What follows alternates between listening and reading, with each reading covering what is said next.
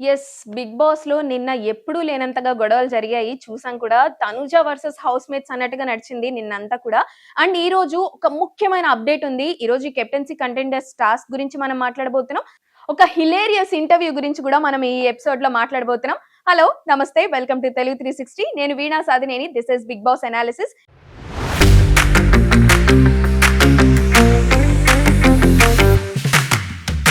నిన్న మొత్తం నామినేషన్స్ చూసాం కాబట్టి ఎవరెవరు నామినేషన్స్ లో ఉంటారో మనం నిన్ననే మొత్తం 7 మెంబర్స్ లిస్ట్ కూడా ఇచ్చేసాం కాబట్టి అది నేను మళ్ళీ రిపీట్ చేయాలనుకోవడం లేదు. కానీ ఈ రోజు కెప్టెన్సీ కంటెండర్స్ కి ముందు ఒక టాస్క్ జరిగింది. ఆ టాస్క్ లో ఏమేం టీమ్స్ విన్ అయ్యాయి, అసలు ఏంటి టీమ్స్ అనే పూర్తి సమాచారం నా పక్కనే ఉంది. సో చెప్పేస్తా అన్నమాట. ఈ రోజు మొత్తం అంతా కూడా సూపర్ ఇంట్రెస్టింగ్ స్టార్ట్ అయిపోయింది. మొత్తం కలర్ టీమ్స్ తో స్టార్ట్ చేశారు గేమ్ అంతా కూడా. సో ఆ కలర్ టీమ్స్ చూసుకున్నట్లయితే ఆరెంజ్ టీమ్, పింక్ టీమ్, తర్వాత బ్లూ టీమ్. ఈ 3 టీమ్స్ తో టాస్క్ ఆడించే ప్లాన్ లో బిగ్ బాస్ ఉన్నట్లుగా కూడా తెలుస్తుంది. ఇక ఆరెంజ్ టీమ్ కి వచ్చేసి సాయి శ్రీనివాస్, కళ్యాణ్, దివ్య అండ్ సుమన్ ఉన్నారు. పింక్ టీమ్ కి వచ్చేసి గౌరవ్, ఇమాన్యుయల్, తనుజ, రాము ఉన్నారు. ఇక బ్లూ టీమ్ కి వచ్చేసి భరణి, డిమాన్, నిఖిల్ అండ్ రీతు ఈ నలుగురు ఉన్నారనమాట. ఇక మిగిలిపోయింది ఎవరు అంటే ఒక్క సంజన మాత్రమే. సంజన అయితే చాలా ఎమోషనల్ ఫీల్ అయిపోయింది అని చెప్పేసి కూడా మనకి సమాచారం. ఎందుకంటే లాస్ట్ వీక్ అంతా కూడా తనకి ఇన్విజిబుల్ ఇది ఇచ్చేసారు, ఇన్విజిబుల్ కోట్ ఇచ్చేసరికి తను ఎవరు అంత పట్టించుకోలేదనమాట. ఇక నిన్న జరిగిన నామినేషన్స్ లో కూడా సేవ్ చేసే టాయ్ తీసుకురావాలి అన్నప్పుడు కూడా ఎవరు కూడా తన టాయ్ తీసుకురాలేదు కాబట్టి అక్కడ కూడా ఫీల్ అయిపోయింది. అండ్ రీతుతో చాలా కాంబినేషన్ జరిగింది కాబట్టి రీతుని ఇన్ని మాటలు అనేసిన తర్వాత ఒక్కసారిగా కిచెన్ లోకి వచ్చి చాలా ఎమోషన్ ఫీల్ అయిపోయి నేను నా కోసం అంత చేసింది రీతుని, నేను అన్ని మాటలు అన్నాను అని చెప్పేసి అనింది.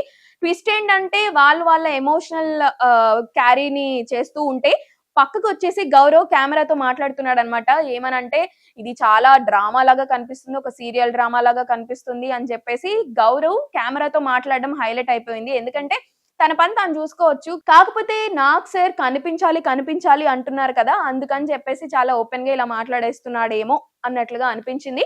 ఇక టీమ్స్ పరంగా చూసినట్లయితే ఒక గేమ్ కూడా ఇచ్చేశారు. ఆ గేమ్ లో కెప్టెన్సీ అంటే లాస్ట్ సీజన్స్ లో మనం చూసాము లిఫ్ట్ ద వెయిట్స్ అని చెప్పేసి ఒక వైపు డంబెల్ ని ఇంకొక వైపు వాళ్ళు పట్టుకునే విధంగా ఆ టైప్ ఆఫ్ గేమ్ ని కూడా ప్లాన్ చేశారనమాట.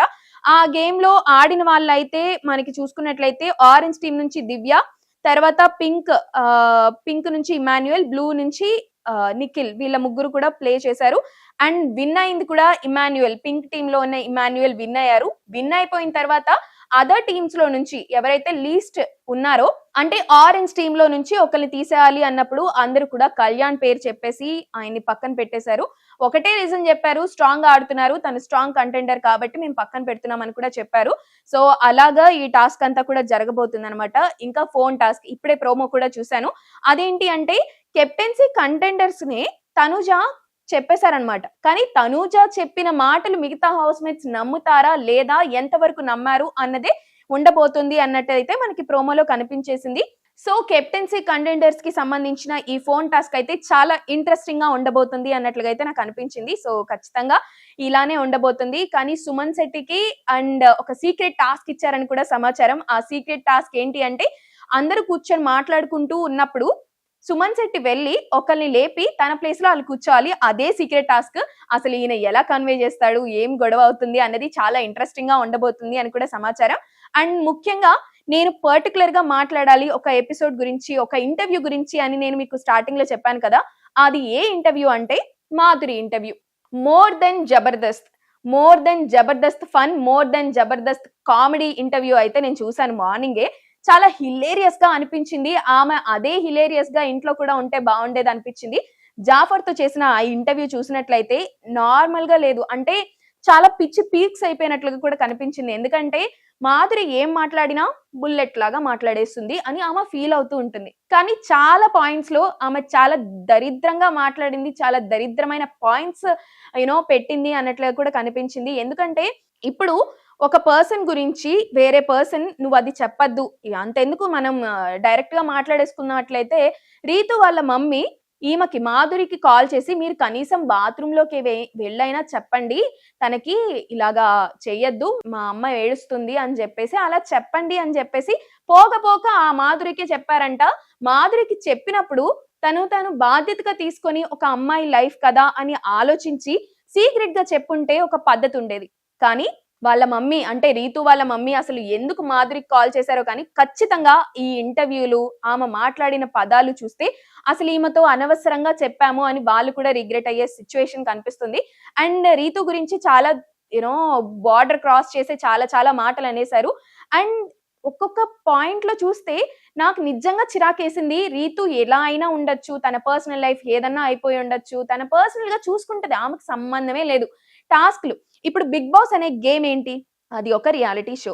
ఆ రియాలిటీ షోలో నిన్ను నువ్వు ఎలా ప్రూవ్ చేసుకుంటావు, నిన్ను నువ్వు ఎలా మార్చుకుంటావు, నీ మెంటాలిటీ ఏంటి, నీ స్ట్రాటజీ ఏంటి, నువ్వు గేమ్ ఎలా ఆడతావు, ఆ గేమ్ ద్వారా నువ్వు జనాల నుంచి ఎలాంటి రెస్పాన్స్ తీసుకుంటావా లేదా అన్నదే ఈ గేమ్ టెంప్లెట్. కానీ ఈ గేమ్ టెంప్లెట్ మొత్తం ఈ సీజన్ లో రివర్స్ అయినట్లుగా కూడా కనిపిస్తుంది. బిగ్ బాస్ వాళ్ళంతా కూడా వేరే ప్లాన్ లో ఉన్నారు.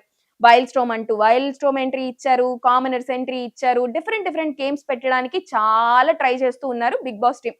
కానీ వీళ్ళంతా రివర్స్ గా, చీప్ గా, దరిద్రంగా ఆడడానికి మ్యాక్స్ ట్రై చేశారు.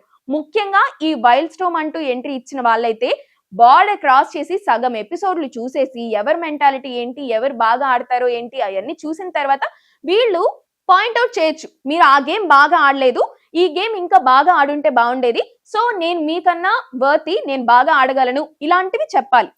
కానీ అలా జరగలేదు. ఎంతసేపు నువ్వు బాండ్లు పెట్టుకున్నావు, నువ్వు వాళ్ళతో రిలేషన్ బాగున్నావు, వాడు నీ మీద చేతులేసాడు, వీడు నీ మీద చేతులేసాడు, వీళ్ళు కలిస్తేనే చప్పట్లు, రెండు చేతులు కలిస్తేనే చప్పట్లు, ఇలాంటి దరిద్రమైన బిందులు కొట్టుకుంటారు కదా, ఏమంటారు వాటర్ దగ్గర బిందుల కోసం కొట్టుకుంటారు కదా, అలాంటి సిచ్యువేషన్ క్రియేట్ చేశారు. అండ్ ఆబ్వియస్లీ వాళ్ళు అందుకే అలా క్రియేట్ చేశారు కాబట్టి జనాలు ఎవరికి నచ్చలేదు కాబట్టి వైల్డ్ స్టోమ్ వాళ్ళు ఎంత స్ట్రోమ్ గా వెళ్లారో అలానే స్టోమ్ కి కొట్టుకొచ్చేసారు, తుఫాన్కి వచ్చేసినట్టుగా. సో నేను చెప్పాల్సింది ఒకటే అనమాట, ఒక అమ్మాయి గురించి మాట్లాడుతున్నప్పుడు ఆమె లైఫ్ కూడా చూసుకోవాలి. ఆమె లైఫ్ గురించి మాట్లాడుతున్నప్పుడు మాత్రం ఏంటి, భరణితో నేను అలా డాన్స్ చేశానా, నేను అశ్లీలంగా డాన్స్ చేశానా, అసభ్యంగా అనిపించిందా, అసలు ఎవరు చేయమని చెప్పారు, నాకు సార్ చేయమన్నారు, నాకు సరికి నేను అపోజ్ చేయలేను కాబట్టి నేను డాన్స్ చేశాను, అది అంత ఇదిగా లేదు అని అంటున్నప్పుడు తనకుండే ఆబ్లిగేషన్స్ తనకుంటాయి. అంటే రీతుకుండే ఆబ్లిగేషన్స్ రీతుకుంటాయి, డిమాన్ పవన్ కుండే ఆబ్లిగేషన్స్ డిమాన్ పవన్ కుంటాయి. Moreover it's their life, it's their emotion, it's their bond. అన్నెసరీగా నాన్ సెన్స్ క్రియేట్ చేయడానికే మాధురి వెళ్ళి మళ్ళీ బయటకు వచ్చేసిన తర్వాత కాకమ్మ కబుర్లు అంటారు కదా, నేను ఫస్ట్ టైం విన్నా అనమాట. ఎట్లా అంటే ఏంటి, ఆమె వెళ్ళాలి అనుకుంది వెళ్ళింది, రావాలి అనుకుంది కాబట్టి వచ్చింది అంట.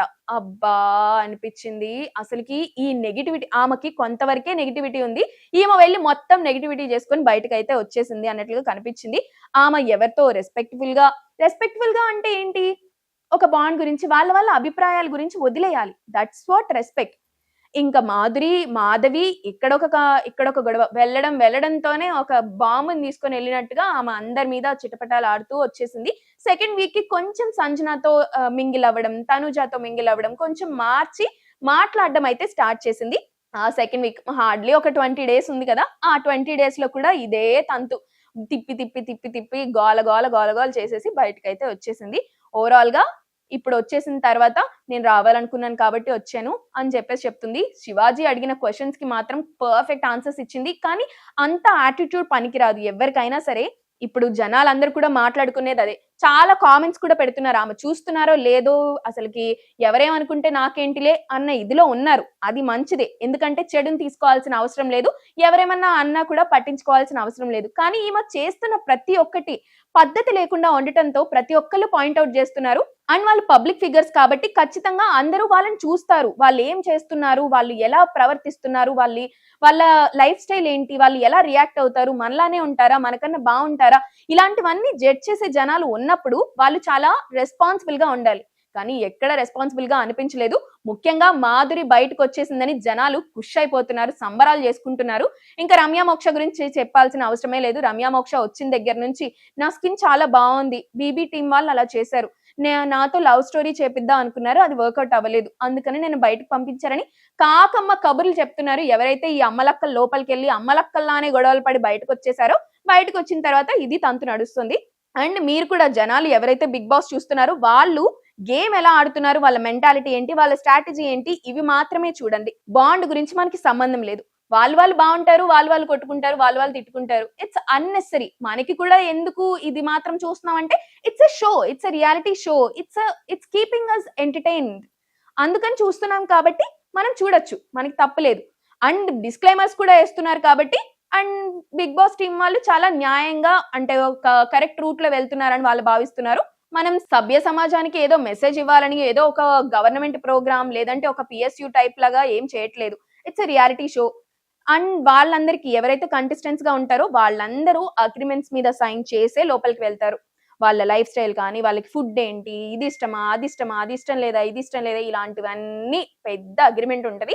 దాంట్లో సైన్ చేసి ఇలా ఓకేనా, అలా ఓకేనా అని చెప్పిన తర్వాతనే లోపలికి వెళ్తారు. అండ్ వీక్లీ వాళ్ళకి మనీ తీసుకుంటారు కాబట్టి, ఆ మనీయే వాళ్ళకి సస్టైన్ కి అవసరం అవుతుంది కాబట్టి, వాళ్ళు ఫేమ్ కి, మనీకి లోపలికి వెళ్తున్నారు అంటే ఒక అర్థం ఉంటుంది. సో మనం అది చూడొచ్చు. చూడొద్దని అనట్ల. కానీ ఇలాంటి దరిద్రమైన కంటెంట్ ని మాత్రం ఎంకరేజ్ చేయకూడదు. ఇది పక్కా.